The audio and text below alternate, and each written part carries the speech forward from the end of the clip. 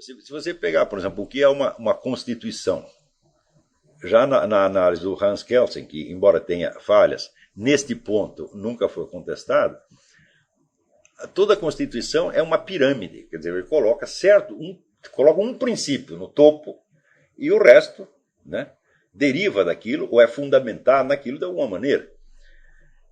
E as leis singulares que vêm no Código Civil, Código Penal, Código de Processo Penal, Código de Processo Civil e regulamentos, etc., em princípio tem que ser todos coerentes com aquilo.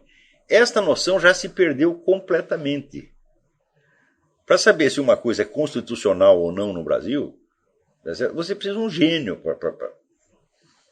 para discernir isso aí. E a simples consciência de que as leis têm que ser coerentes entre si já desapareceu.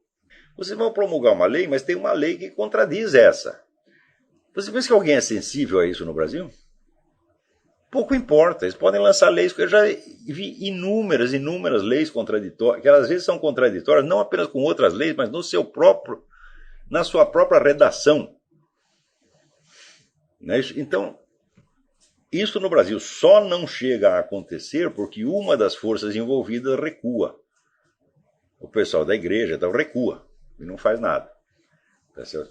Mas se resolvessem defender os seus direitos, então haveria o apelo simultâneo a duas leis contraditórias. Então, o fato de que os legisladores mesmo, você vê quanto nós pagamos para estes camaradas em Brasília criarem novas leis. Eles ganham dinheirão, têm condições de trabalho as melhores possíveis e são ao mesmo tempo capazes de redigir essas leis contraditórias com total irresponsabilidade. Né? Por quê?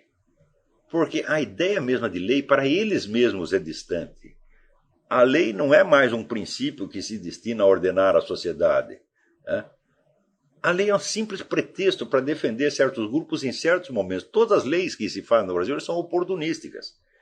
Elas visam um objetivo político determinado e às vezes visam a serviço apenas de pretextos. Ou às vezes têm apenas uma função simbólica de agradar a determinados grupos.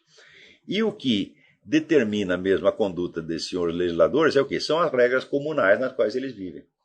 A concorrência que eles têm com os seus pares, dá certo? O desejo de subir na vida, etc. Então, você tem uma sociedade imensa com quase 200 milhões de habitantes, não sei nem se o Brasil já alcançou 200 milhões, né?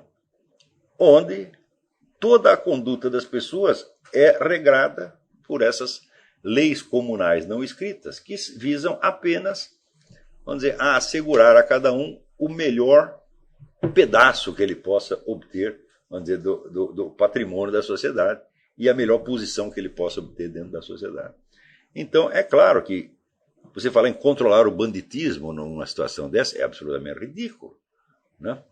Diz aí o seu Lula da Silva, quando ele promulgou essa nova lei, um novo Código da Defesa Nacional, que agora estamos equipados para combater o banditismo, etc. Falar, isso é tudo conversa mole. Ele disse que ia combater o banditismo na primeira eleição que ele se candidatou em 2000, que ele venceu em 2002, não fez absolutamente nada ao longo de 8 anos e não vai fazer no último mês, evidentemente.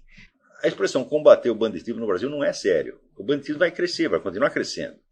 Algumas iniciativas locais que possam melhorar a situação aqui ou ali não fazem a menor diferença. O bandido para de operar num estado, vai para outro estado, a coisa continua toda igual e a matança vai continuar aumentando, tá certo? Então, é nesse ambiente que vocês estão entrando e vocês vão ter que pensar muito bem como é que vocês vão orientar as suas vidas, as suas carreiras intelectuais para que o seu trabalho possa surtir algum efeito, tá certo? Ou pelo menos para que toda esta energia positiva que você representa não se disperse, tá certo? Não seja, vamos dizer, apenas mais um aborto, mais um desperdício de esforços vãos. Tá certo? Então, este é um tema que vocês devem continuamente debater entre vocês mesmos. Veja que daqui 3 ou 4 anos vocês vão começar a dar aulas, escrever livros, ter uma atuação pública. Tá certo?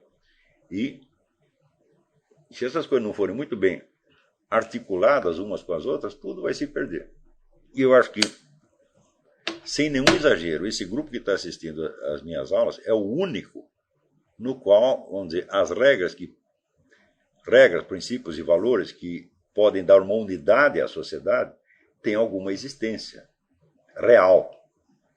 Quer dizer, vocês têm, vamos dizer, vocês conhecem alguns princípios de moralidade sem o qual um país não pode ir para frente. Vocês têm uma escala de valores, são sensíveis a uma escala de valores que para os demais cidadãos nem sequer existe. Então, de certo modo, vamos dizer, vocês têm a fórmula do que é preciso fazer. Se não a tem totalmente claro agora, vão ter mais dia menos dia.